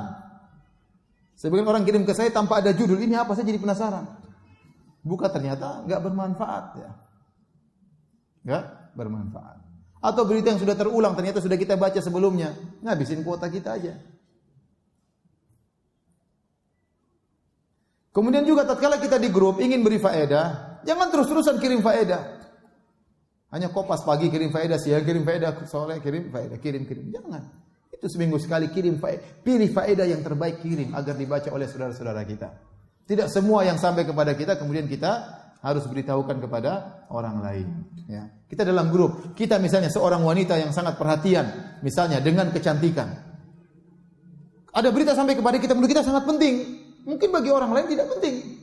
Ternyata ini ada obat supaya bisa menurunkan berat badan. Terus kita kirim ke grup, padahal yang grup semua kurus-kurus. Cuma kita sendiri yang gemuk. Ya ngapain kita sebarkan di grup? Kalau ternyata di grup yang gemuk cuma 2 orang, kirim aja japri kepada 2 orang itu. Ngapain kirim ke grup? Kita tahu orang grup kurus-kurus semuanya. Maksud saya tidak semua yang menurut kita penting itu juga penting bagi orang lain. Harus kita pikirkan penting enggak bagi orang lain. Tidak semua penting yang bagi kita penting bagi orang lain. Kemudian juga kalau ngirim berita, ngirim waktu-waktu yang tepat. Jangan ngirim share jam 2 malam. Ngapain share berita jam 2 malam? Biar orang tahu Anda lagi sholat malam. Ini waktu lagi mereka mungkin lagi, nanti orang ada apa sih bunyi? Ternyata enggak ada apa-apa. Mungkin dia lagi tidur, ting ting, dia lupa matikan HP-nya. Jam 2 malam ada berita apa? Ternyata share yang tidak bermanfaat. Maka pilih waktu yang tepat. Kira-kira orang biasa pegang HP jam berapa? Mungkin pagi-pagi, mungkin sore-sore, mungkin sebelum tidur, tidak apa-apa. Kemudian, kalau Anda ternyata dalam grup akhwat, hati-hati. Misalnya Anda punya grup 20 orang, semua teman-teman lama, teman-teman sekolah dulu, yang mungkin saling tukar-tukaran foto di grup. Hati-hati, jangan dilihat sama suami. Jangan dilihat oleh suami, tidak boleh. Ya. Berita apa, Ma? Nggak usah tahu. Ini khusus buat akhwat, nggak boleh. Ya, karena jangan sampai kita memperlihatkan teman-teman kita yang cantik-cantik sama suami kita. Siapa tahu suami kita tertarik kan repot nanti. Nggak boleh. Rasulullah SAW mengatakan dalam hadisnya, la tubashirul mar'atul mar'ata fatan'atuha li zawjiha ka'annahu yanzuru ilaiha. Janganlah seorang wanita bertemu dengan wanita lain, kemudian dia pulang ketemu suaminya, dia ceritain, Mas tadi saya ketemu perempuan gini. Seakan-akan sang suami lihat langsung wanita tersebut. Ini tidak boleh oleh Nabi SAW. Nanti buat suaminya penasaran. Tadi perempuan Masya Allah, mancungnya luar biasa, putihnya luar biasa. Siapa? Suaminya penasaran. Wong diceritakan saja nggak boleh, apalagi lihat langsung. Diceritain saja nggak boleh, apalagi lihat langsung. Nggak boleh. Ini amanah. Dan belum tentu wanita ya teman kita tersebut ridho dilihat sama suami anti, belum tentu. Maka kalau sudah dalam grup amanah, jangan kita sebarkan foto-foto yang dalam grup tersebut, tidak boleh.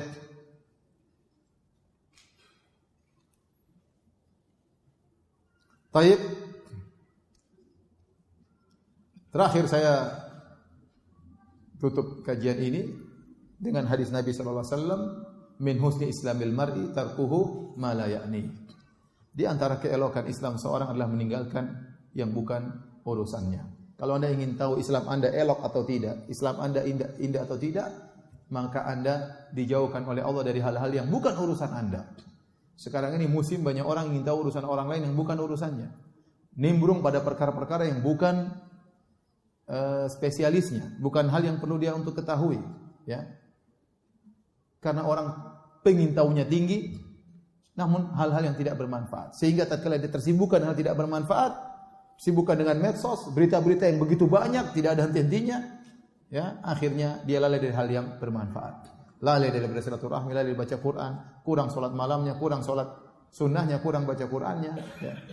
Dan akhirnya dia terlalaikan dari hal-hal yang bermanfaat. Maka hati-hati, selalu ingat hadis ini, min husni islamil mar'i tarkuhu ma la ya'ni, di antara keelokan Islam seorang meninggalkan yang bukan urusannya. Jadi kalau ada sesuatu, saya perlu tahu, kalau perlu tahu ya sudah left.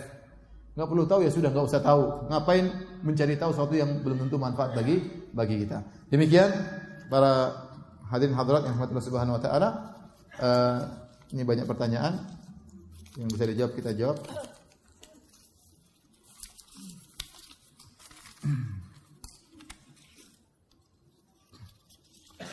Ustaz, saya pernah mendengar hadis Aisyah radhiyallahu anha bahwasanya Rasulullah SAW mencium istrinya sebelum berangkat ke masjid. Apakah di sini sahih? Di sini diperselisihkan oleh para ulama, ya. Kalau tidak salah hadis riwayat Abu Daud, sebagian ulama mensahihkan, sebagian ulama mendhaifkan. Ya. Saya lebih condong bahwasanya hadis tersebut hadis yang sahih, ya. Hadis yang sahih, sehingga dijadikan oleh para ulama bahwasanya sentuhan suami dan istri tidak membatalkan wudu, ya. Sentuhan suami istri tidak membatalkan wudu. Namun saya katakan di sini diperselisihkan oleh para ulama, ya. Kalaupun hadis ini dhaif, ada hadis-hadis yang lainnya.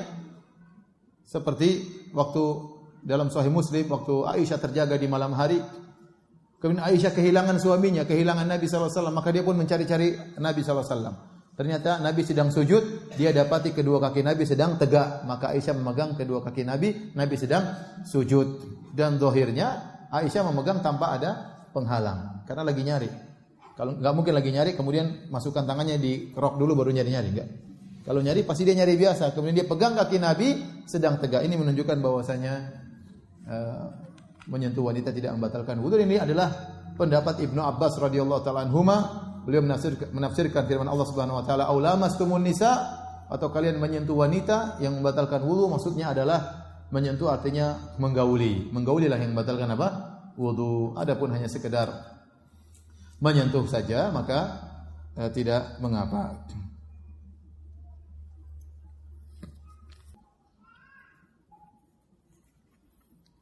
Ustaz, saya akhwat berasal dari satu daerah yang minoritas muslim dan bekerja di Jakarta, sedang orang tua di daerah asal tersebut. Ustaz, ini saya menemukan hidayah dan saya khawatir jika saya kembali ke daerah saya maka iman saya akan berantakan karena lingkungan tidak mendukung. Sedang orang tua sedikit tidaknya pasti ingin saya bekerja dekat orang tua. Mohon sarannya Ustaz. Ini memang berat, ya. Ya, kalau bisa merayu orang tua, ya. Karena bagaimanapun agama yang sangat penting, ya. Berusaha meskipun kita bekerja jauh, berusaha tetap memperhatikan orang tua dengan menelpon mereka. Kalau ada waktu kita kunjungan sebanyak mungkin kalau memang memungkinkan, dan jangan berlama-lama di daerah tersebut kalau memang kita khawatir agama kita akan hilang di sana, ya. Karena ini lebih didahulukan.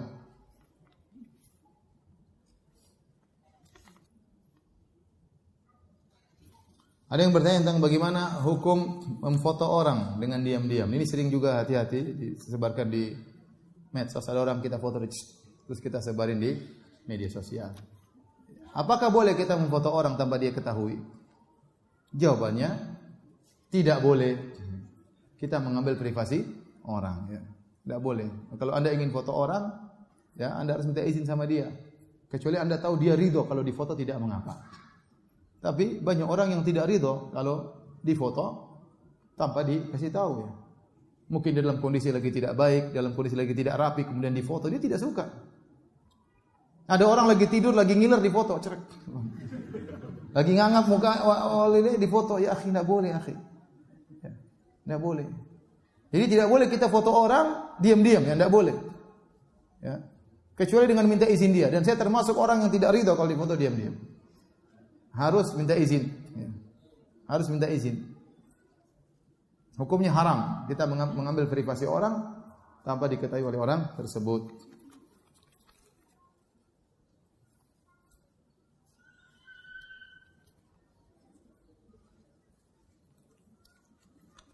Ustaz, bagaimana hukumnya wanita pakai cadar di tempat yang ramai dengan wanita dan pria dengan pakaian biasa?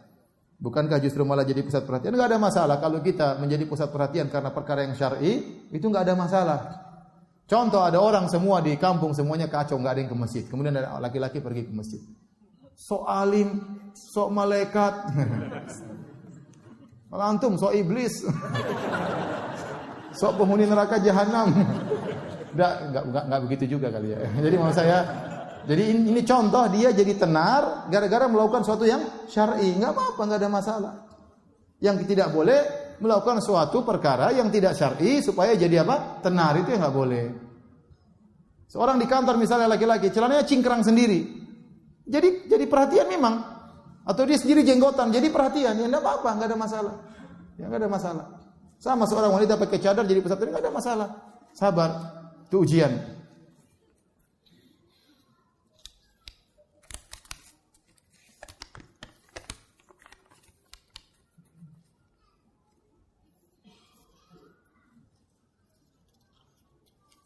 Afwan Ustaz, dalam grup WA akhwat ada Ustaz ikhwan dan ada satu jamaah ikhwan di situ. Untuk dapat ditanya-tanya hal-hal yang sesuai syariat tidak, bolehkah? Ini bahaya ya bermajelis dengan satu grup laki-laki perempuan. Ya, kalau bisa dihindari. Kecuali kalau benar-benar ada maslahatnya. Ya. Bagi sang ustadz, kalau dalam grup tersebut dia harus benar-benar bertakwa kepada Allah Subhanahu wa Ta'ala. Karena godaan itu banyak ya. Dari perkataan berbicara langsung, dari tulisan seorang bisa terpesona dengan tulisan seseorang, ya. Dari komentar orang kita bisa terpesona. Ini komentarnya bagus sekali. Ini siapa ini akhwatnya? Oh, sudah nikah, nggak jadi. Kayak gitu. Bisa terfitnah. Ya. Maka saya tidak melarang, dan itu ada terjadi dilakukan oleh sebagian kawan-kawan saya dai. Dia buat grup, kemudian dia jadi ustadznya di situ, grup untuk para wanita. Maka saya sangat menganjurkan dalam kondisi demikian, istrinya masuk dalam grup tersebut. Kalau bisa tidak terjadi seperti ini, bercampurnya laki-laki perempuan dalam satu grup, itu yang terbaik. Kalau seandainya harus terpaksa ada, maka sang ustadz di grup tersebut, ya, dan istrinya juga ada di situ. Tapi saya sangat tidak menganjurkan. Kalau saya menganjurkan, bikin grup sama istri ustadz, nanti istri yang tanya sama ustadznya. Ya. Terutama dalam grup tersebut ternyata sebagian akhwat ada yang pasang fotonya di profile picture-nya ya, kelihatan wajahnya ya. Dia tidak maksud apa-apa, tapi kan ustadz juga bisa tergoda. Ustadz juga manusia ya, ukhti. Ya. Jadi sejauh mungkin kita bisa tidak bercampur laki-laki perempuan satu grup, itu lebih baik.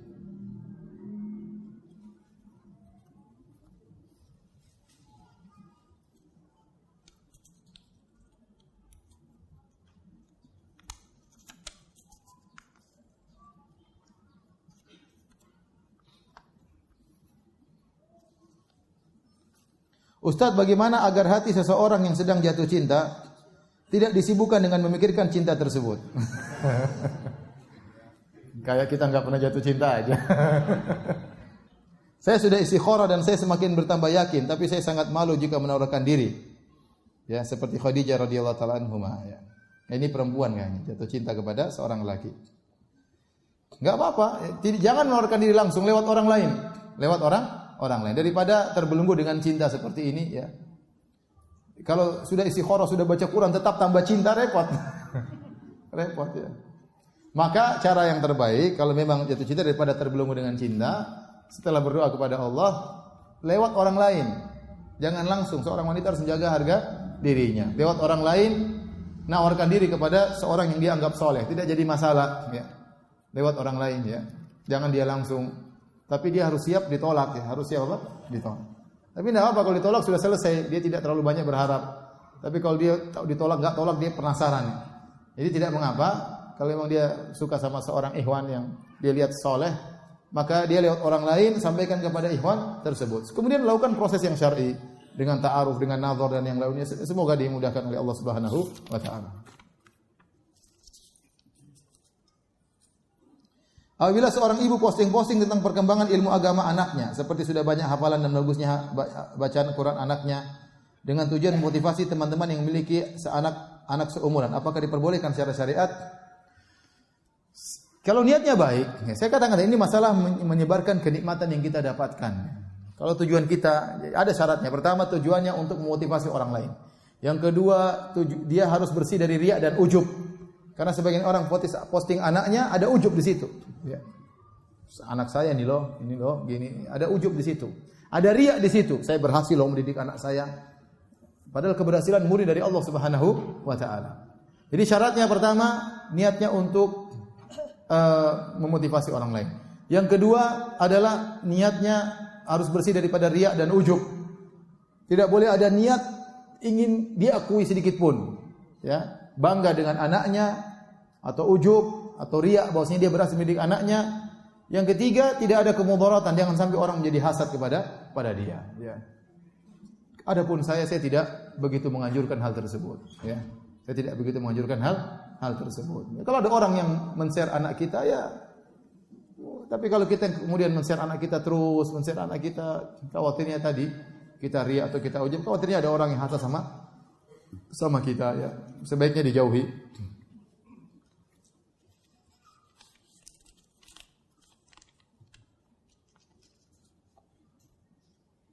Ustaz, bagaimana cara menghindari hati iri? Menghindari hati iri jika melihat saudara yang suka pamer keeksistensiannya di pekerjaan. Apakah saya perlu menghindari orang tersebut sementara orang tersebut juga sudah hijrah? Ya, kalau Anda tidak bisa menahan hati Anda tetap iri, mending menjauhi dari orang tersebut daripada sakit hati terus kalau sama dia. Tapi kalau Anda terpaksa harus sama dia, maka Anda harus yakin Anda iri tidak ada manfaatnya. Orang yang hasad itu hanyalah menyiksa dirinya. Orang yang hasad itu orang yang zalim. Siapa yang dia zalimi? Yang dia zalimi dirinya sendiri. Orang yang hasad tersebut tidak akan merubah hakikat. Apakah setelah dia hasad orang tersebut akan jatuh? Jawabannya tidak. Saya sering sampaikan, ada orang perempuan wajahnya biasa. Dia hasad kepada wanita yang cantik. Apakah setelah dia hasad akhirnya wanita yang cantik tadi wajahnya jadi buruk, kemudian dia jadi cantik? Jawabannya tidak, tetap aja dia biasa-biasa, yang cantik tetap aja cantik. Maka hasadnya tidak akan merubah kondisi. Maka buat apa dia hasad? Orang yang hasad hanya protes terhadap rezeki Allah Subhanahu wa taala. Allah jadikan sang wanita cantik, saya biasa-biasa saja, tentu ada hikmah yang Allah kehendaki.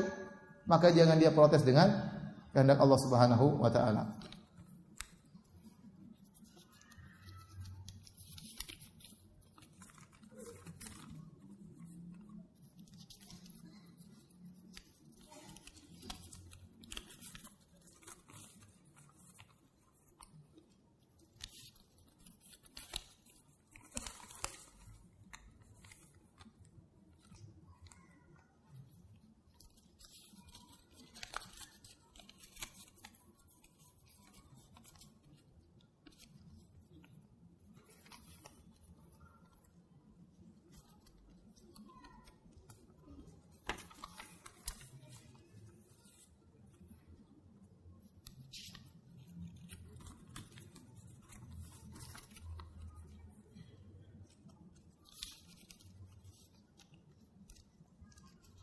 Bagaimana Ustaz jika ana di dalam anggota grup WA kantor? Dalam isi WA kadang suka ada yang kirim gambar atau konten negatif walau hanya bercanda. Ana berniat keluar dari grup WA namun dalam grup WA tersebut sumber informasi tentang informasi pekerjaan di kantor.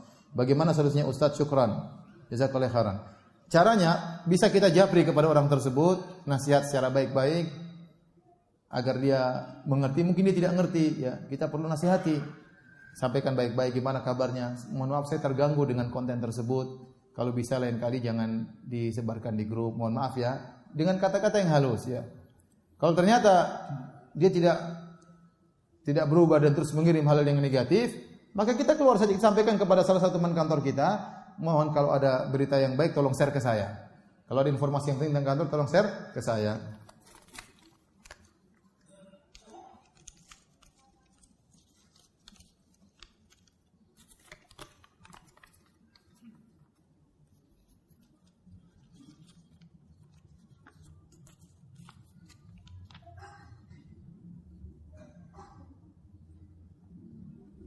Ini ada yang bertanya tentang masalah warisan, tanyakan langsung kepada Ustaz, tidak boleh begini, nanti khawatir salah paham.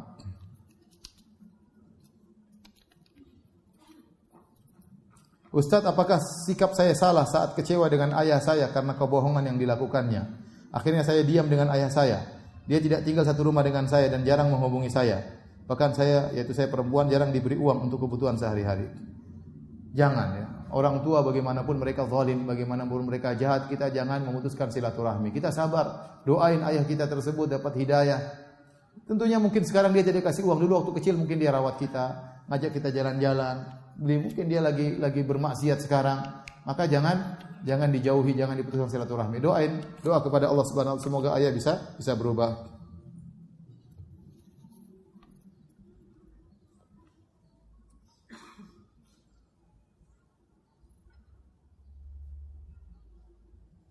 Ustaz, maafkan saya keluar dari tema. Saya ingin sekali masukkan anak saya ke pesantren, tapi baru masuk kelas 2. SD apa SMP ini? Apakah saat kelas 3 SD atau SMP saya enggak tahu. Sudah waktunya pas karena alhamdulillah anak saya mau tapi abahnya masih ragu. Kalau SD sebaiknya jangan di pondok, sebaiknya yang full day, yang pulang pergi. Kalau SMP enggak apa-apa di pondok, anak sudah dewasa. Tapi kalau masih kecil dia lebih ingin dekat dengan orang tuanya. Kita nanti kalau di SMP kita sendiri pun jarang dekat dengan anak-anak. Anak-anak masih SD, saat-saatnya dia dapat, saatnya kita pun bisa sering bertemu dengan anak kita yang masih kecil ya. Kita gendong, loncat-loncat, kita bawa sana, kemudian dia main-mainnya. Tapi kalau sejak SD kita masukkan ke pondok, kapan kita melihat lucu-lucunya anak kita? Kapan dia juga melihat lucu-lucunya orang tuanya? Enggak ada waktu. Kalau udah SMP oke lah. SMP juga ngerti, taruh di pondok, enggak ada masalah. Demikian kurang lebihnya saya mohon maaf. Subhanakallah bihamdik asyhadu alla ilaha illa anta astaghfiruka wa atubu ilaik. Assalamualaikum warahmatullahi wabarakatuh.